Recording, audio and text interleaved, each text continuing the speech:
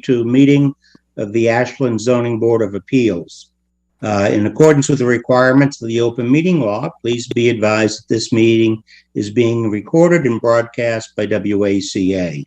The town of Ashland, in response to the COVID-19, is currently following the guidance from the Ashland Board of Health, Massachusetts Department of Public Health, and the CDC regarding the virus and steps communities can take to prevent the spread. In accordance with the governor's order suspending certain provisions of the open meeting law, General Laws, Chapter 38, Section 20, all public meetings are being conducted remotely.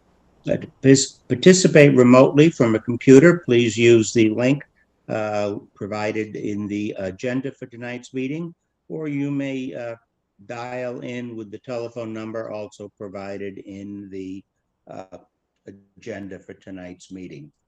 First order of business will be to call the meeting to order. I, John Trefethen, am present. I, Brian Forstall, present. I, Nathan Band, am present. Hi, Stuart Siegel, I'm present. I, Anton Komarov, am present. Excellent. We have a brief sort of housekeeping order to take care of at the beginning before we get to the public hearing on tonight's agenda. Mass General Laws, Chapter 40A, Section 12 provides that each zoning board of appeals shall elect annually a chairman from its own number and a clerk. I have served as chairman for the past year, and Brian has been the clerk. The officers must come from the full members, but for vote for the officers, associate members and members also get to vote. With that being said, does anyone wish to be chairman for the coming year? I nominate John Trefethen as chair for the coming year. I second that. Didn't even have a chance to decline, I guess. Okay. Thank you, Nathan. Thank you, Brian. I, John Trefethen, vote in favor.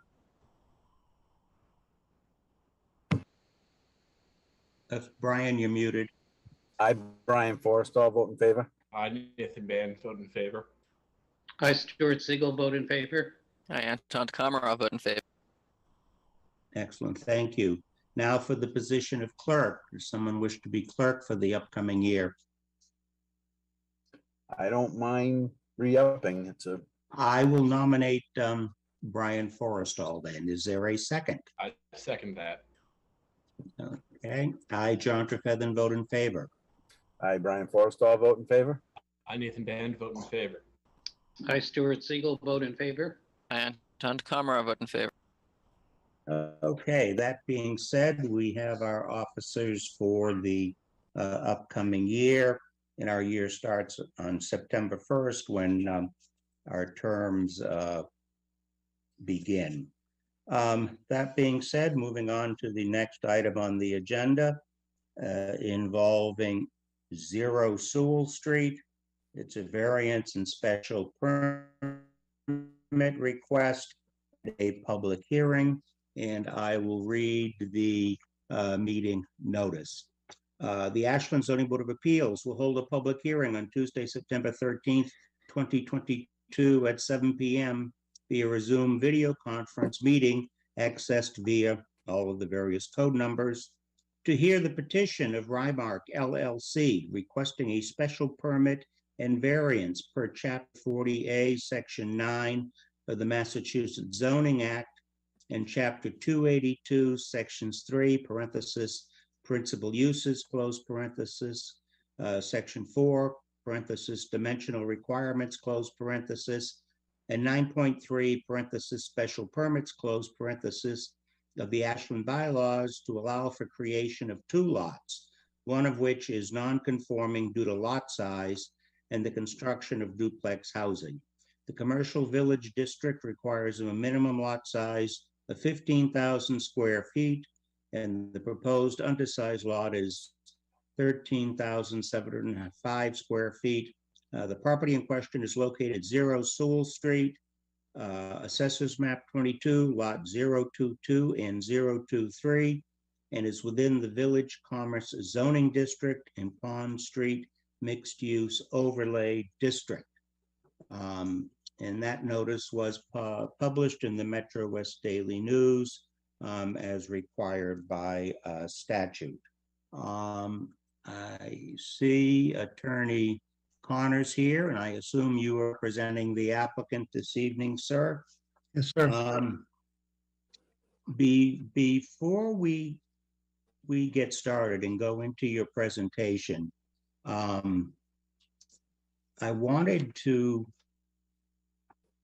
just bring up the letter dated August 31st of this year from our building commissioner, Douglas Scott, to you, Attorney Connors, concerning whether the two lots are merged and thus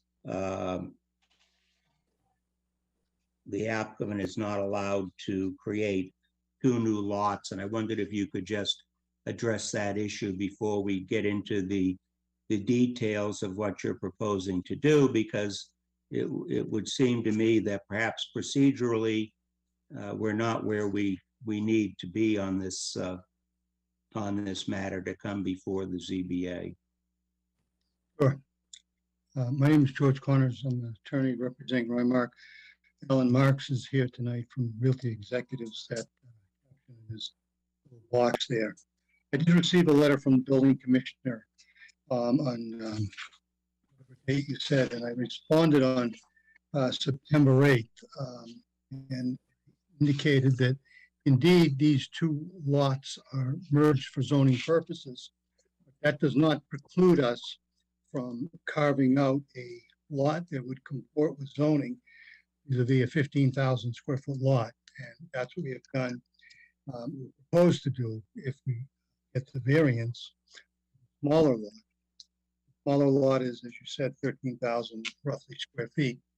And the case that the building inspector referenced really had to do with ownership interests of two parcels beside each other, where one woman owned the parcel and she was a trustee of a real estate trust that owned the adjacent parcel, and that caused the merger under domain and control over the project or that property.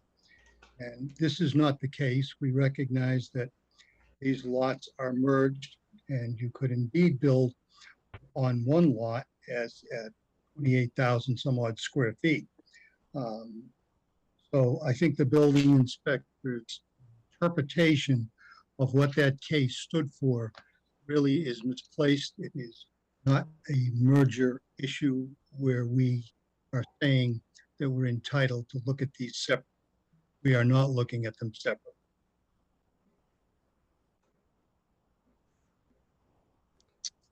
Well,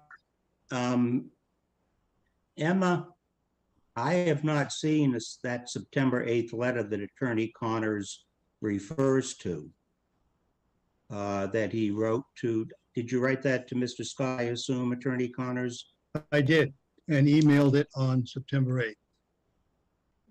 And has that not been sent to any of us? No, I have not received it. I can check in with Mr. Scott about it, or Attorney Connors, if you don't mind sending a copy to me, and that way I can get it out to the board.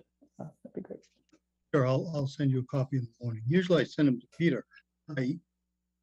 In my haste, I did not, but it was really the building inspector's decision. Mhm. Shooting.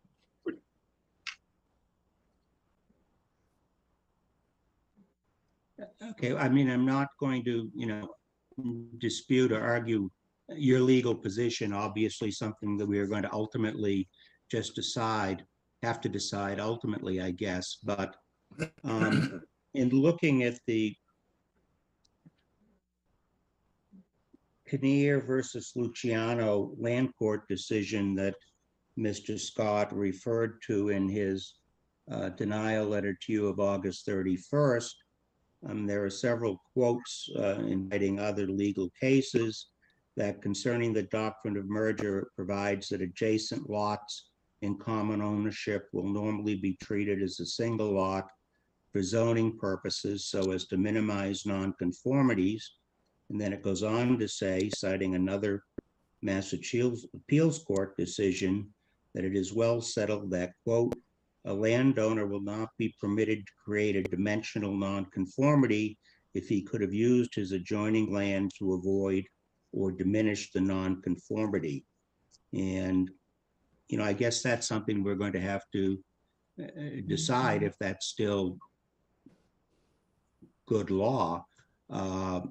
It is.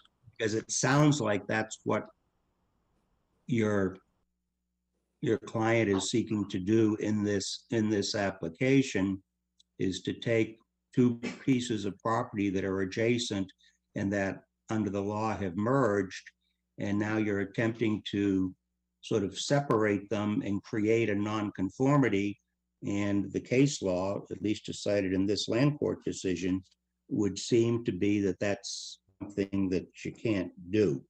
But enough of that. I will leave it to you to present your client's position. And as I said, it's not my point to argue about the law with you on this. We will proceed accordingly, and then ultimately have to perhaps seek opinion of town council on the subject as we go forward. Oh, that sounds fair to me. Okay, can I share screen? Yes, 1 second. Okay, you should be able to share.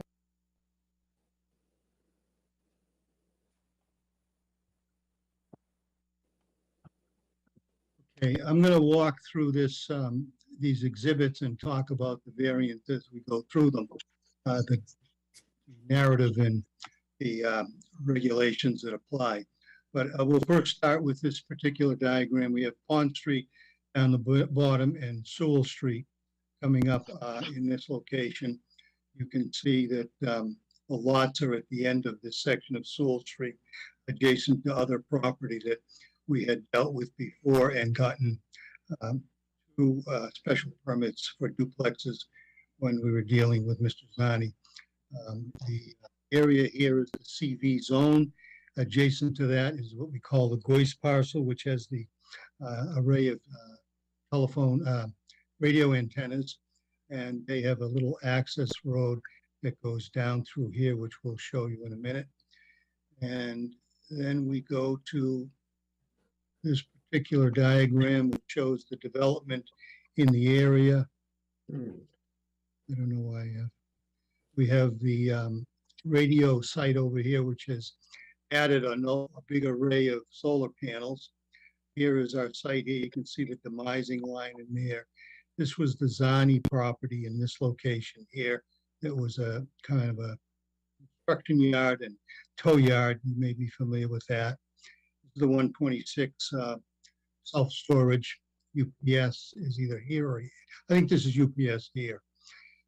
So this area is generally pretty well commercialized, industrialized, with the exception of Sewell Street, which basically from this point back is all residential houses.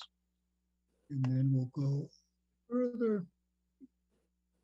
And there we have what the assessors has shown as land in the area.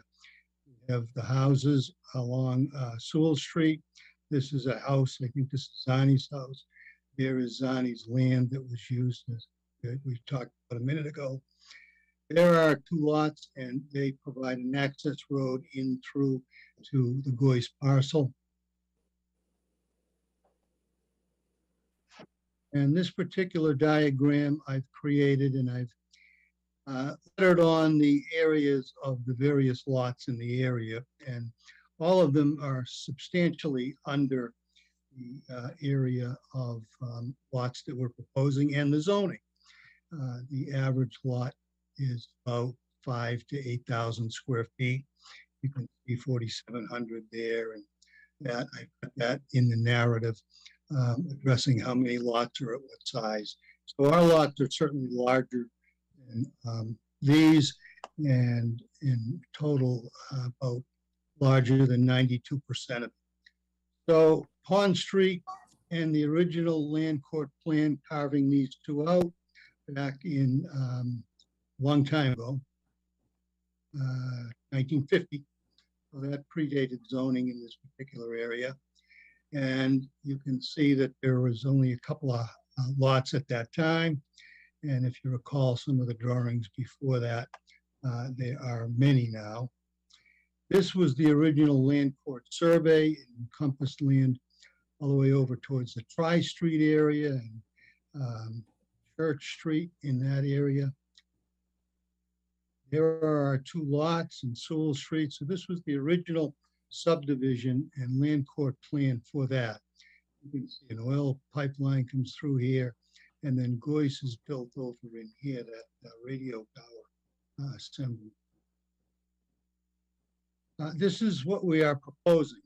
We have looked at this particular piece of land and we've created the 15,000 square foot lot in this location here.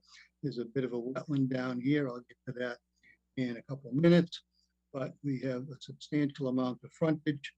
And then this particular lot, which is all upland, we've allocated this as the variance lot, if indeed you would be amenable to giving us that. And we show the layout for duplex housing on these two lots. You can see the old lot line underneath there. I hope you can see that. But that's the way it was. Obviously, these were merged for zoning purposes. And we should be able to build at least on the totality of it, something, hopefully a duplex with a special permit. But we really would like to maximize. And I'll get to that in a minute. You can see how it ended at Harvard Street here.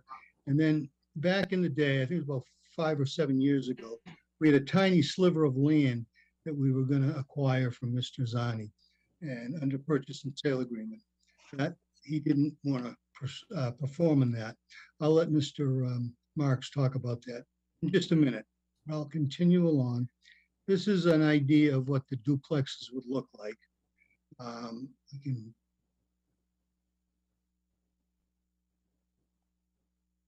put it at this point. We have the garages and then the individual entries on each side. So that would be the type of house that would be built in that location. This is a concept layout under the CV zone, just as a demonstration where we would be able to build a large commercial building and have a driveway off an apron coming around it with our stormwater down here and our wetland. That's just what would be a allowable use under the CV. It's not what we intend to do. It just shows that there's a much greater impact, I think, in terms of the type of building and the amount of area that it would take up. And then, let's see, okay, so I talked about the wetlands that are down in our lot. This is our lot here. Here is Sewell Street. There's a little patch of wetlands that came into existence in here. Back when Haley and Ward prepared the plans for the sewer line that ran along here, the wetlands is this red line. Those are record plans on actually with the registry of deeds in the town. And when they ran that sewer line through, they put some dirt over it and has pocketed the water in there. I just show that as a diagram relative to the soil conditions. So I'll talk now about the variance. We seek the variance basically because we think that the neighborhood is residential neighborhood and a residential use is most appropriate for that location. Duplexes are on lots that, if you look at the individual average of lots in there, we would have one house per that relative amount. We have a roadway that we have to improve for about 200 some odd feet. And the water line ends someplace up here. We have to extend that down. When we complete that and put in a hydrant and repave the street, It's a cost that would not normally be associated with development of land, and we think that that's a hardship as well. The soils are different in this area for two reasons. One is we lose a fair amount of land down here under the CV, not of our own taking. It also has a 25-foot no-touch relative to conservation, and I can tell you that back when we did have two duplexes on this particular piece of property, we did get orders of conditions from conservation. These plans have changed a little bit, so we will go back and re-up those as if we go forward in a manner. There is in the documentation NRCS mapping that did show indeed that this area was not a hydric soil located area. In terms of the most appropriate use of the land, which is something that your zoning bylaw purpose talks about, we think that this is the most appropriate use of the land. Actually, we would prefer for individual small houses on similar sized lots, but this is certainly something under the bylaw that could be allowed as a special permit for duplex. And if we get the variant, the same thing for the smaller lot. We don't think that there's really any derogation from the intent of the bylaw relative to that. I'd like to just talk about the statute. Section 40A, General Law 40A, Section 4, actually talks about having uniform zoning districts. And this has bothered me for dozens of years. We create an overlay district, or we change zoning in areas where there are lots of small lots that had been platted out before, or even at a smaller zoning. And then the lots that are in that location that are larger, just because they were never developed, seem to have an unfair burden on them. So the uniformity of the statute, which is for, I think really should be a consideration in any kind of an evaluation of this. In terms of the special permit, we have to show that it served the community needs. And I believe it does. If you look at the town's master plan, which I've included some discussion on in the narrative, we find that they're looking for a little bit more affordable housing types. Types being, I think, the most important word. This would be duplex types. So I think that's important to consider, especially in consideration of it's a CV, commercial village zone. Commercial village zone would entail a lot of traffic and things of that nature coming down that little road. And I really don't think that's the appropriate use for that. Under the special permit conditions, traffic flow, we literally have a couple of more trips in the morning and a couple of more trips in the afternoon by this particular project with the added density or the increased density. And I don't think that really is a big issue for School Street and at the intersection down on Pond Street. The area is serviced by sewer, as we talked about. We have sewer along the bottom of the plan. That was what was a few minutes ago. We do have water on the street up here, and we are agreeing to bring it down. I think I talked with, but I don't know who it was, Dave Manoogian back in the day. That does go back a ways. Yeah, it's tough to get old, huh? Anyway, so the utilities there, we're able to bring them down and hopefully cover the cost. The fourth part of the special permit process is neighborhood character and social structure. I think clearly residential uses argues in favor of that. We do have a density issue down there. There's one unit on 11,000, and there's a range of lots just under 5,000 square feet, and just one over 20,000 square feet. So I think in terms of land use dimensional application, this really does fit into the neighborhood appropriately. And in terms of the fifth one, the environmental impact, I think it's clear that we can meet those requirements, having done so before on a pretty much similar plan. And we certainly will go before Conservation Commission, at least for this lower lot, because it is within 100 feet of a wetland, and we need that. And then the potential fiscal impacts on town services and town base and employment, I think are clear. Construction employment will be fairly high for this particular site. And then duplexes generally don't generate as much as single-family housing in terms of going to the school. Vacant land, about half of it is open, roughly about here. They store a little bulldozer or something in this location. It's been that way for many, many, many years. So I think putting it to a highest and best use would be something in that fiscal analysis. So having talked ad nauseum, I'm happy to answer questions, comments, but I'd like Mr. Marks to just talk about his dealings on trying to deal with Mr. Zani, and he did deal with Mr. Goyce to try and get some land so that we didn't need this.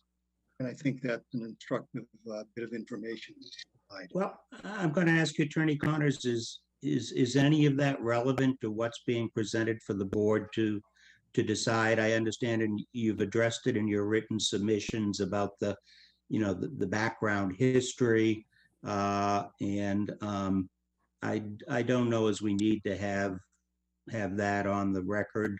Obviously, if you insist, we would certainly do it, but I, for one, don't think I need to hear it.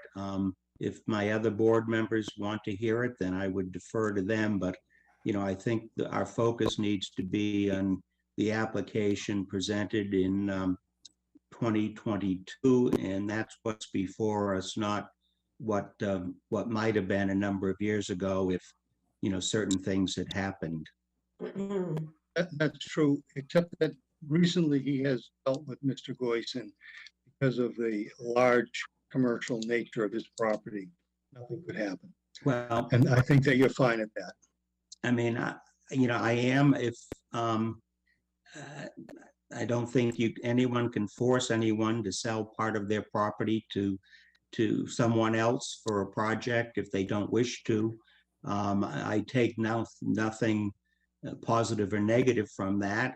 It's an explanation certainly about why you're coming forward with what you're coming forward with, but I don't think it's relevant for our decision-making process. I accept that.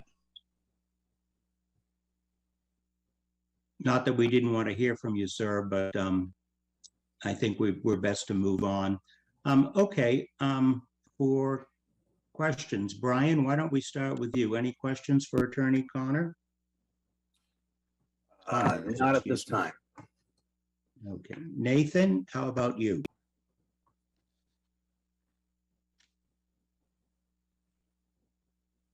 Nathan, I don't. Oh, okay.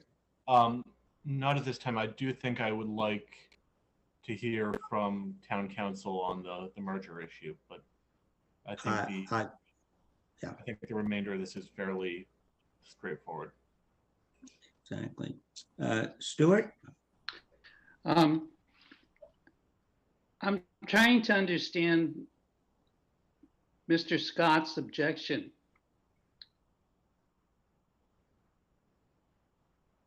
So I'd like a further explanation of that. So someone could play devil's advocate and be Mr. Scott. How would he object to this proposal?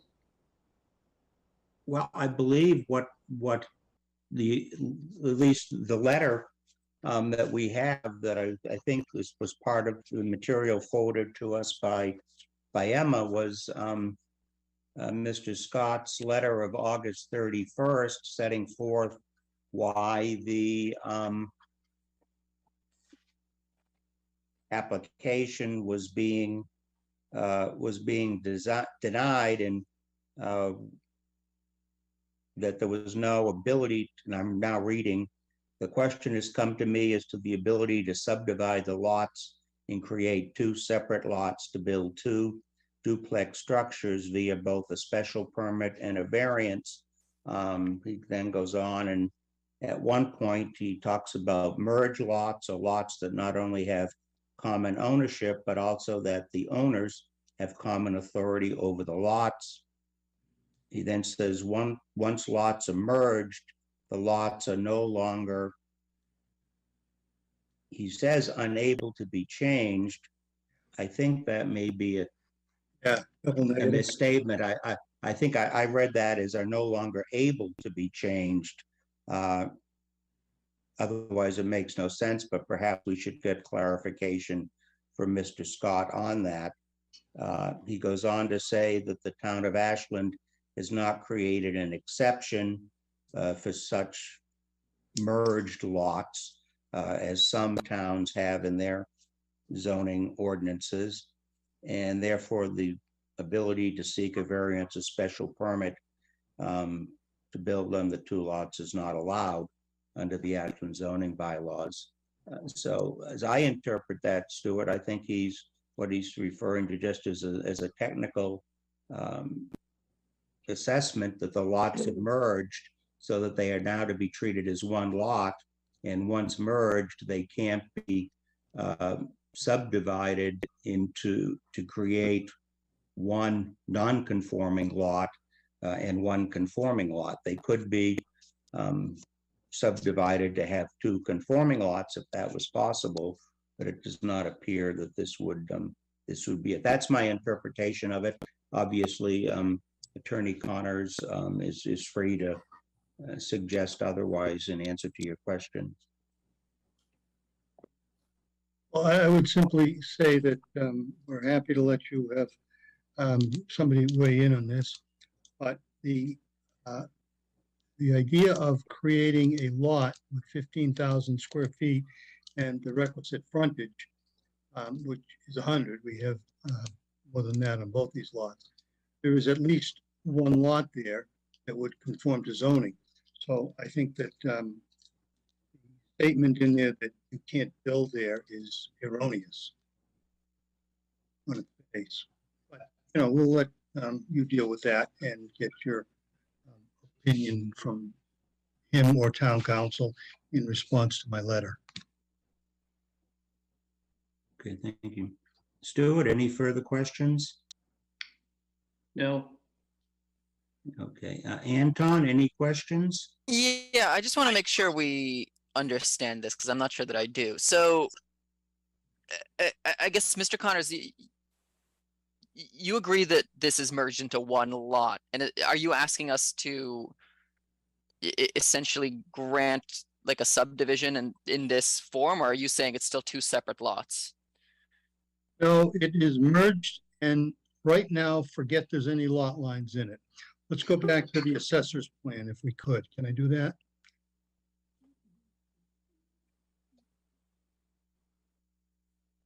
So there's the assessor's plan. Those are our two lots. Mm-hmm. One of them is 13,000, which isn't 15. Another is 14, which isn't 15. This line doesn't exist anymore as a matter of law.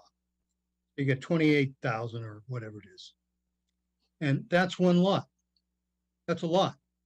It should be able to be built on if we wanted a special permit for a duplex, or if we wanted to do that CV larger building, we should be able to get out and ask for a building permit on it because A, it has frontage, and B, it has the area. So that is at least a lot. We recognize that. We're going to make our lot someplace to the right of this line, 15,000 square feet. And then this will be a vacant parcel. We could do that, go get a building permit, and then come back and say, hey, we got this 14,000 square foot thing. Is there something we can do with it? Can we get a variance? We're just doing it up front. And there's no reason we can't do that. It just is, it's better land planning going through the whole thing. But indeed, I think, and I think you'd agree, that there is at least a building lot on Sewell Street in the totality of those two parcels. I think I would agree with you on that point. I'm just wondering if it's timely to apply for a variance for a lot that isn't really there. And where, John, you can correct me if I'm wrong, but I don't think we'd be the body that oversaw whether you could create that second lot or not even. I assume that would be dealt with through the building commissioner, I would guess. frankly, I'm not quite sure how that would work. I assume there would have to be a conveyance from the smaller lot to the larger lot to get 15,000 square feet. Well, they're all already one lot. So I mean, as a matter of law, it's just a 27,000 square foot lot.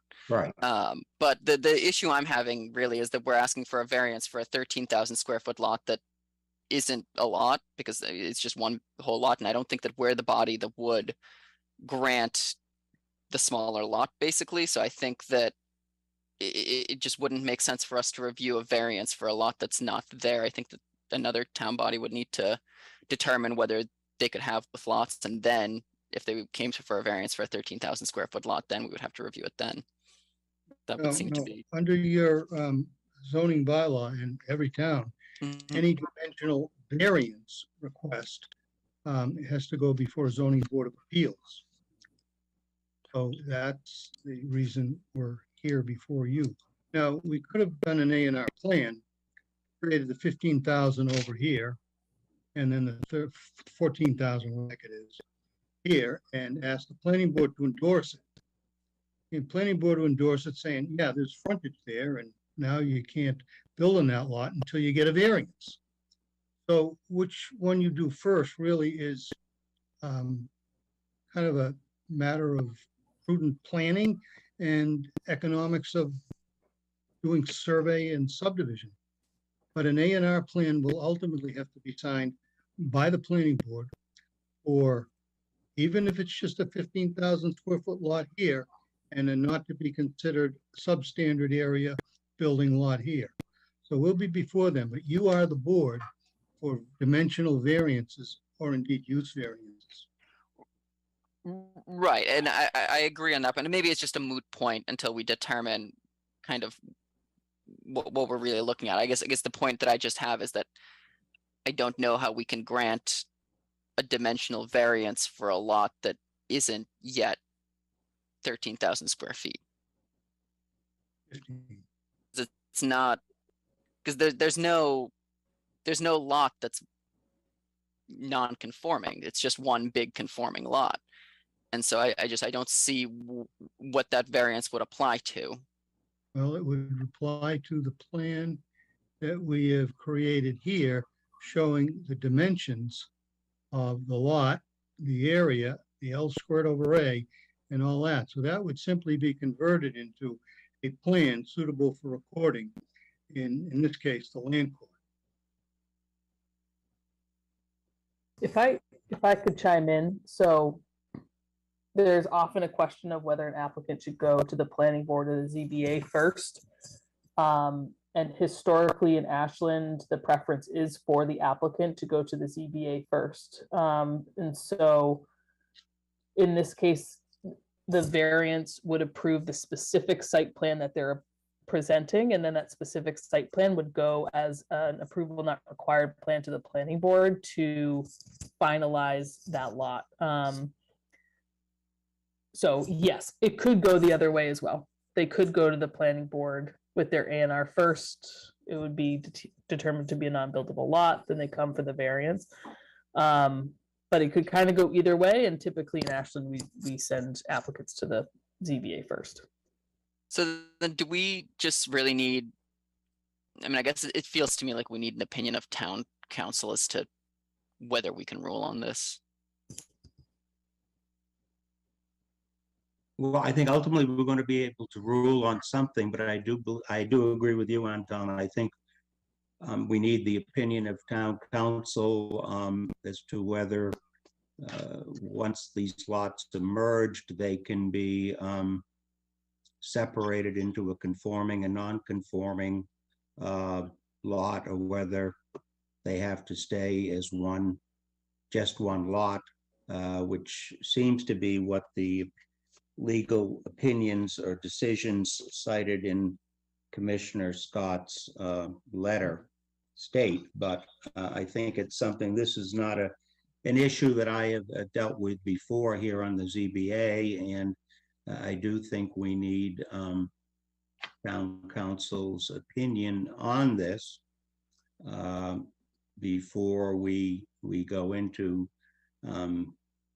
the nuts and bolts of what Attorney Connors and his client are proposing, and you know, it doesn't look objectionable at all as a project.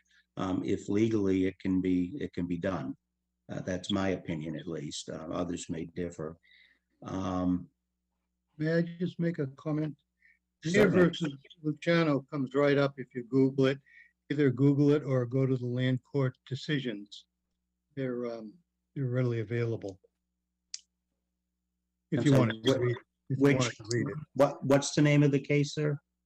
Near, K-N-E-E-R. Oh yeah, no, I've read it, and Oh, okay. I've got the page here that where the legal decisions that I had referenced earlier are cited. So, but again, I'm not an attorney, and I think this is getting into an area where we do need advice of town council as to what our options are. I think. Anton, I believe you said you agree with that. Stuart, your thoughts on that? Yeah, I think we have to resolve the controversy between the building inspector and the and town council could clarify that for us. Okay. Nathan, I believe you said previously you would like the opinion of town council on this. Brian, how about you? You all on board with that? I'm not. You know, the last variance that we granted for someone who bought a lot that was potentially not buildable, had a huge amount of land, not enough of it upland to be considered buildable, but we let it through because it was a hardship for the people who bought it to build their own house on it. So this is a similar case, but in this case, it's someone who's trying to make money on the property, which is a good thing, no problem with that. But the density that they're trying to put in, you know, 4 homes on 2 lots that aren't big enough to build on, to me, it doesn't work. You know, the zoning now, today, says 15,000 square feet. Back on a lot of the drawings that Mr. Connor showed us, back in the 50s and 60s, whatever they were, they had all these grand plans, but there was no zoning then. And we've enacted zoning so that we can enforce some kind of standards. Now, if you go on the GIS maps, it shows very small lots to the left of this, or to the, I guess, west. But, you know, the first 2 are owned by the same person. So if you combine those 2, it creates a bigger lot. Yeah, the 4792 and the 5227 are owned by the same person.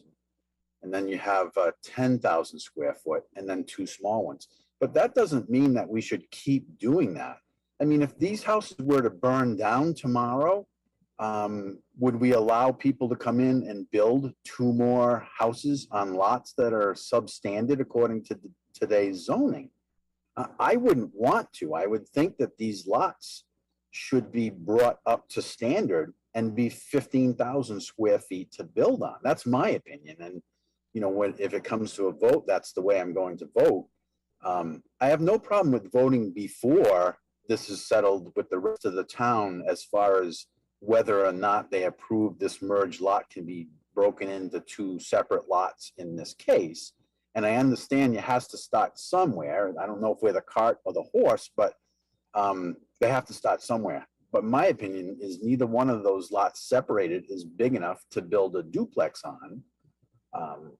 You know, if they want to go back to the plan that Mr. Connor showed us of a commercial building there, commercial buildings don't add anything to the school system. Either way, you have to add water and sewer down the street to get to the building. You know, there might be more traffic, there might not be more traffic. I'm not sure which one would generate more traffic. But, you know, the density of putting a duplex on a piece of property that's too small to build a home on doesn't work for me.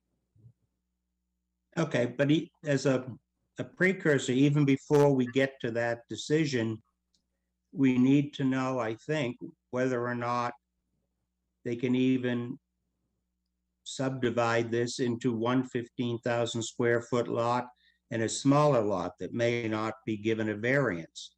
And that's what we would be seeking opinion of town council for, as to whether it's possible to break or to divide this into a 15,000 square foot lot, which would be a buildable lot under the zoning. But I'm John, not even, John, if I may, I believe the case that's before us is to grant a variance for two smaller than 15,000 square foot lots. no, That's it's, not what's, it's to divide the property into one 15,000 square foot lot and one non-conforming lot that would be smaller. So they would have one 15,000 square foot, which is the minimum lot size, and one that is lesser, 13,000 and something square feet. John, could you ask Mr. Carnes to put that up on the screen? Because the one I'm looking at shows two sub 15,000 square foot lots. Well, as they presently are, they are sub. Yeah. I think what the proposal would be is to add some property to the 14,000 square foot one to turn that into a 15,000 foot. That's the plan that's being presented. Yeah, this is 15,000 square feet. I don't know if you can read that. Not But really. as I said, the old line is right here. I see it. You across. So we're actually putting a new line in, and then this lot becomes 15,000. Let's see if it goes up high. And the other lot still looks like it's 13,000. Lot It 9A, 13. It's tough to, 13,073, yeah. so Well, that,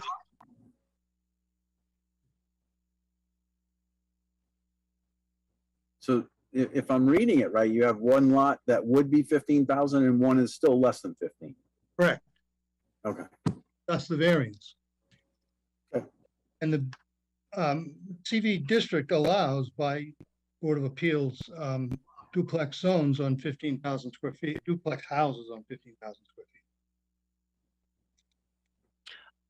I've got another question. I think at least partially, isn't some of the hardship still on that 1,500 or 15,000 square foot lot? I mean, I get obviously it's smaller, but you were pointing to like I can't point obviously to like the wetlands and the stuff kind of in that bottom right corner, and I guess would that even apply to this smaller lot?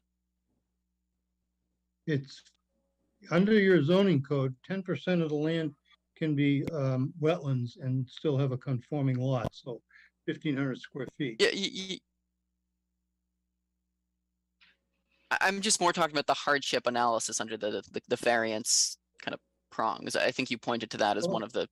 Yeah, that's because this wasn't wetland. The NRCS maps and the Haley and Ward sewer map from a few years ago before this, they showed they were going to put a pipeline through this, through the sewer easement. And when they did that, they changed the grade right here. So the wetlands now is up in this area. It manifested itself over time because it was ponded or blocked from draining. And I think that is a soil condition that we're talking about that limits the idea of a larger or maximum size commercial building on the lot. Got it. Okay. I get your point. That makes sense. Then we talk about commercial not being conducive to that neighborhood. That was our. Yep. Okay. I see that. I see that thread. Okay. That makes sense. Thank you.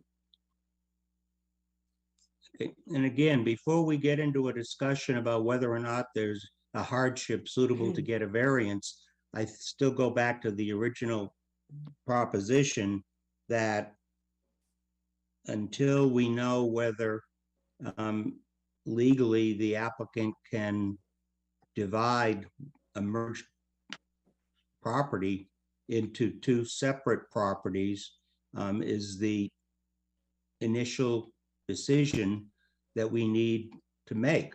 Otherwise, it's one lot of 20 some odd thousand feet, and the applicant can, build certain things on that one lot in accordance with the bylaws. But to do what he is suggesting he wants to do, I think we have to know whether or not the property, the two lots, can be separated. And that's what we need the opinion of town council on, in my opinion. And that's the initial focus, because if they can't, then we don't even get into whether or not the variance should or should not be granted. I mean, that's my thought on my analysis on it.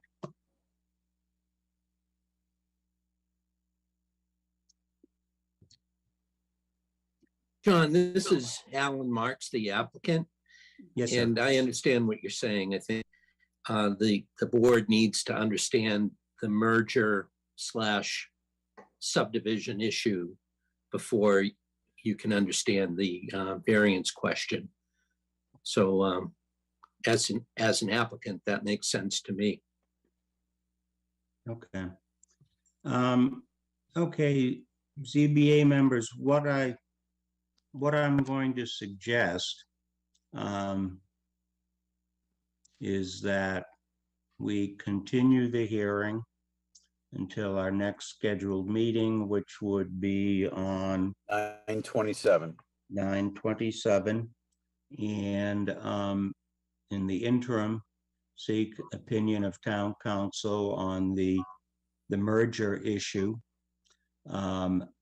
I know there is at least one member of the public here who oftentimes speaks during public comment period. And we also received a letter from an abutter that wanted to have it admitted into evidence for the hearing, which certainly we will do when we get to public comment. But I'm going to suggest we hold public comment until our next hearing on the 27th, after we have an opportunity to consider town council's opinion and ask any further questions that the board members might have before we move into public comment and then into further discussion or deliberation. How does that sound with people? Sure. Anton, Nathan, Yeah. Stuart? Agreed. Makes all the sense to me. Okay. I concur. Okay, then if I could have a motion to continue the public hearing to Tuesday, September 27th at 7 p.m. So moved. Is there a second? Second. I, John Trefethan, vote in favor. I, Brian Forrest, all vote in favor. I, Nathan Band, vote in favor. I, Stuart Siegel, vote in favor. Anton DeCamara, vote in favor. Very good. Okay, Attorney Connors, and I'm sorry, the gentleman from Realty Executives, I'm forgetting your name. It goes in one ear and out the other, so I apologize for that.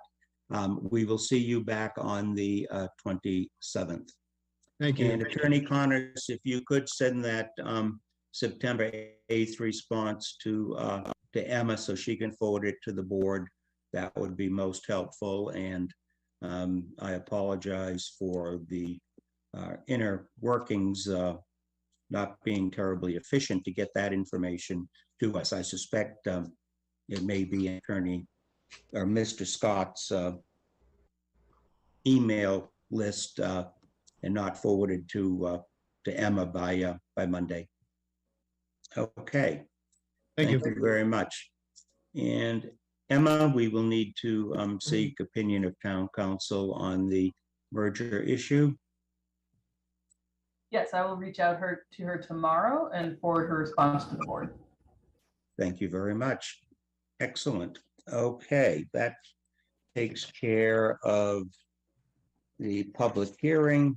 Next item on the agenda are meeting minutes for our August 23rd, 2022 meeting.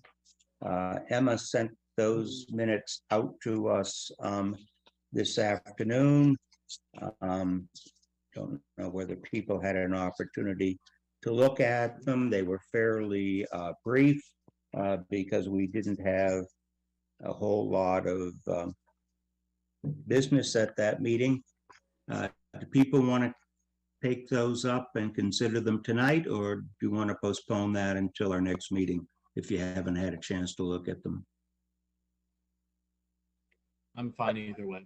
I wasn't there, but I read through them and they seem fine to me. Okay, well, you would have to abstain anyways unless you, I guess, viewed the tape, I think. Isn't that right, Emma? Yeah, I think so. And Nathan, do you have time? I've Ready to reviewed them. proceed? I'm fine voting on them now or pushing it till next meeting. Okay.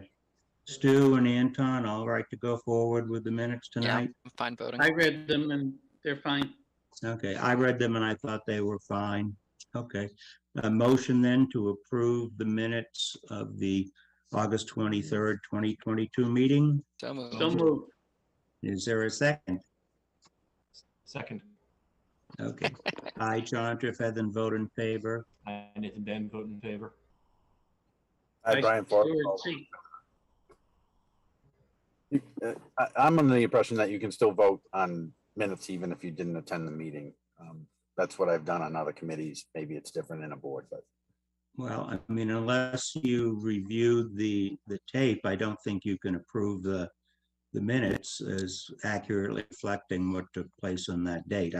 Emma, what's the official word on that? I actually think he can vote on the minutes, even if Really? it hasn't, if he feels it is an accurate. Okay, then Brian voted in the affirmative, I believe. I did, yes. Okay, Anton? In the affirmative. Yeah. Excellent. Okay, well, all set with that. Last item on the agenda, staff updates and administrative matters. Emma, anything to report on that? Obviously, we're coming back on September 27th for the continued hearing. And we have received an application for a special permit for an ADU for the October meetings. Okay, very good. So they will keep us busy. If there is nothing else, is there a motion to adjourn? So moved. Is there a second? Seconded. Seconded. There we go. We've got all three seconding it. I, John Trefethan, vote in favor. Hi, Brian Forrestall, vote in favor. I, Nathan Ben, vote in favor. I, Stuart Siegel, vote in favor. I, Anton Komarov, vote in favor. Excellent. WACA, thank you very much and good evening all. Thank you. Good night. Night.